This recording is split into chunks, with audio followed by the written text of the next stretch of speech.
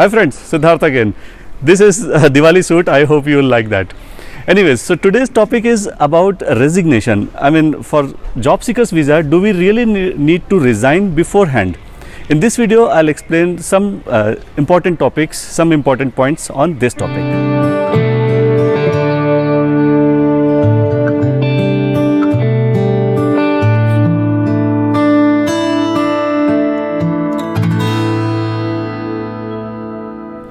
So friends, regarding this resignation topic, I would like to clarify one thing, which is a very common doubt amongst many people is, for job seekers visa application, you really not required to resign from your current employment. Friends, for this job seekers visa application, for your current employment, you really don't need to resign from your current job. First of all, this is a very common doubt among many people. That is, with your current job, you can always apply for job seekers visa. There is no problem at all. However, you need to provide your job relieving letter for your previous employments. That is, you need to show an experience of at least 3 to 5 years. In case if you have changed job more than one time previously, for previous jobs you would be required to furnish your experience letter or relieving letter. Now what about your current job? So for current job, you really don't require to resign. You only need to prove sufficient proofs or evidences that you are really working somewhere, in case if you show in your motivation letter that you are working. So for that reason, your appointment letter of your current job will do, some of your salary slips you will do. And my case was a little exception. I mean, in my case, I was told to provide a photo, literally selfie photo rather, I would say, of my workplace. That is, with computers are lying around, that was required. Along with it, I was required to give a photo of the entrance of the main office. So that worked as a proof that I am actually working at some place, which I have mentioned in my cover letter or my application letter. So that was about your resignation. Now again, there are multiple aspects related with this resignation thing, because leaving your current job and going to Germany without any job is a big risk. I mean, normally job seekers visa candidates are mature enough, at least 30 plus years age, and they are having a family, they may be having kids as well. So resigning from your current job and going jobless will not be a very lucrative option. There are some workarounds or some aspects that I'll be explaining in this video. So the first thing that I would like to tell is point number 1, or I can say possibility number 1. So possibility number 1 is, let's say you already got job seekers visa, that is, your passport is stamped and you're ready to move on. So the possibility number 1 is you hold on. You don't actually travel to Germany, you continue with your present job and you stay in your home country. And from here, you can start bombarding resumes or applications in Germany and clearly mention in bold characters that you already hold job seekers visa. So that will give you an extra weightage, because the HRs will understand that if you hold a job seekers visa, you are ready to work in Germany at any time. That is, you have a valid reason or valid license to come to Germany for your job. Now many HRs really don't understand job seekers visa. At least in my case, I had to explain multiple times what exactly is JSV, because it is not a very common thing in Germany as per my understanding. So in that case, you have to explain or write a couple of lines with that job seekers visa, saying that this enables you to travel to Germany and search for a job. However, it does not allow you to start your job. This is also a very important point. You need to clarify very clearly that once you receive a job contract, you can convert this job seekers visa into a work permit, and then you can start the job. Now one question will come up here, which is very natural, is how long will you take to start your job? See, this question is actually not in your hands, it's in the hands of Ausländerbehörde, that is the foreigners office. So on an average, based on your city, let's say if you stay in a class B city, like where I am staying is Leipzig, Halle or Chemnitz or many other class B cities, it normally takes 2 months time at max for conversion of your JSV to work permit. So you can mention that from the date of your receiving a job contract, you will take at least 2 months to start the job. Now waiting time of 3 months for job starting in companies is very normal. See, any job will require resignation notice of at least 90 days, that is 3 months in Germany. So HRs will be very comfortable to wait for at least 3 months to start your job. So that is not a problem. You stay assured that this thing will not hamper your job prospects. Now a very important point to note here is, again, when would you resign from your current or existing job? So friends, one very basic thing is, you can never have two jobs in hand running parallelly. That means once you get a work contract from the new company, at the same time you need to resign from your present job. So make it sure that you always resign from your previous job before starting the new job. Now even in Germany also, they may ask you for the resignation notice or relieving letter of your current employment.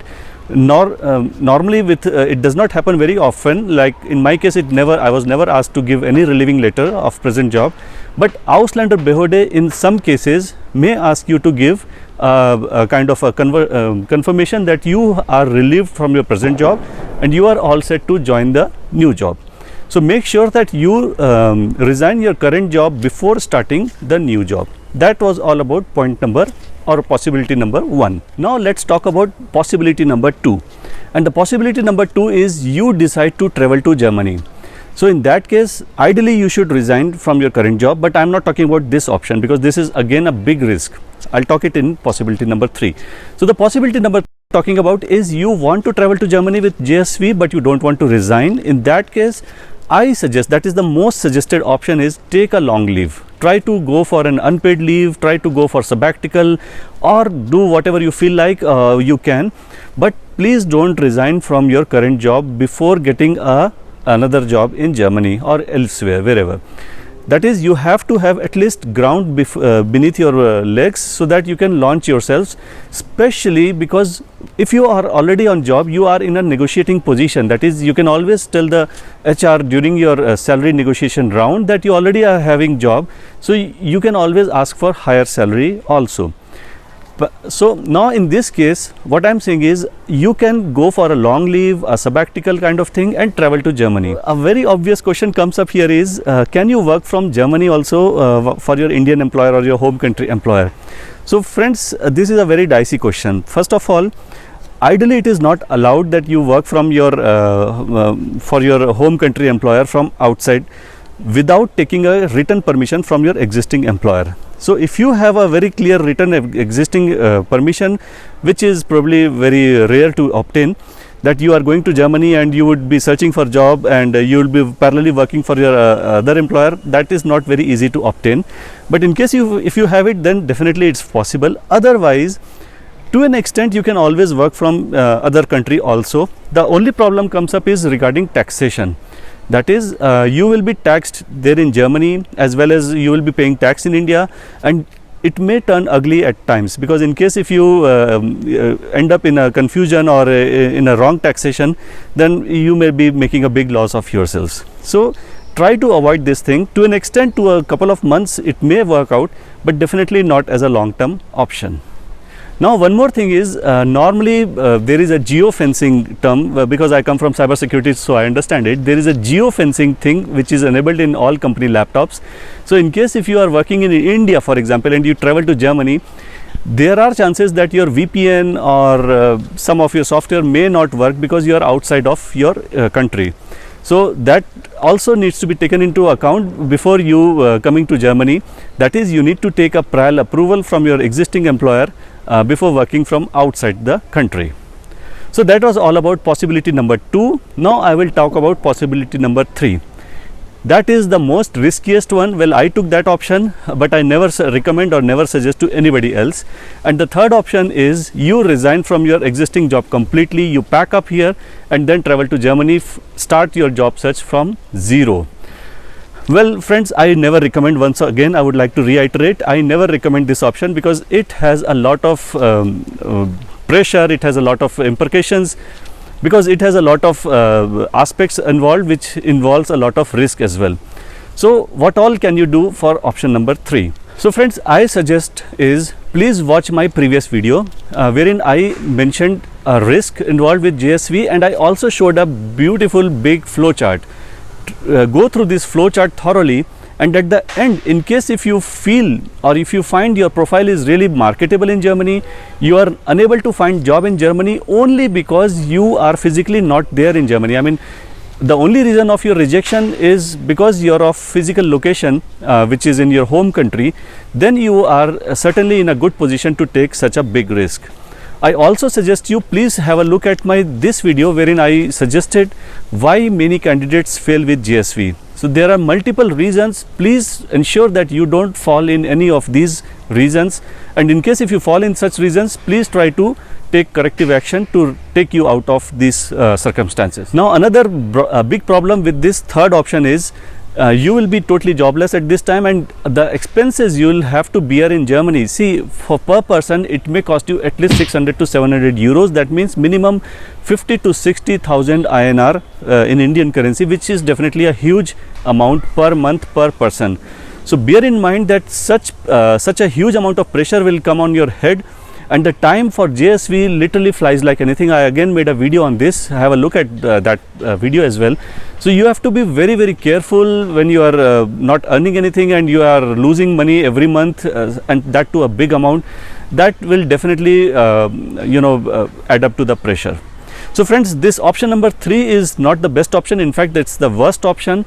But in case if you have gone through all my videos, that risk videos and all that flow chart, I'm sure that you are good to go. One bottom line is, in case if you are able to bag at least 3 to 4 job interviews and you are rejected only because your physical location is not in Germany, then certainly you are in a good position to take the risk. Another point here is, please, if you are going for this option number 3, make sure that you learn German level up to the level of B1 at least. I strongly recommend go for B2 because I myself learned up to B2 and then took that risk. So it's definitely not a recommended option, but in case if you satisfy all these conditions, that is German level up to B1 level, preferably B2, you go through that flow chart, you run through many interview rounds and rejected only because of your physical location, then probably you are in a good position to take this option number 3. Once again, I don't recommend it. So that was all about the 3 options with JSV regarding resignation. I hope you like this video, and in case if you have any doubts or any comments, please feel free to post them. I am always there to help you out. See you next time. Bye bye.